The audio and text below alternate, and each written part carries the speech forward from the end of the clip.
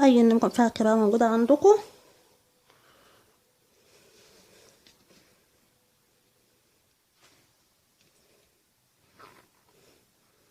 يا رب الفيديو النهارده يكون عجبكم واستفدتوا منه.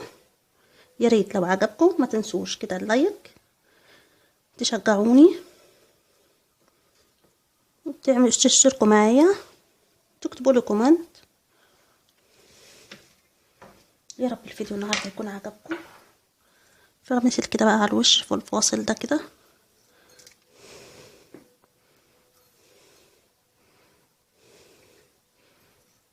فرحوا اولادكم واعملوا لهم تورتات في عياد ميلادهم بأقل امكانياتكم، مش تكلفوا نفسكم، بحاجات بسيطه خالص كده تقدروا تعملوا تورتايه بمنتهى البساطه من غير اي تكاليف.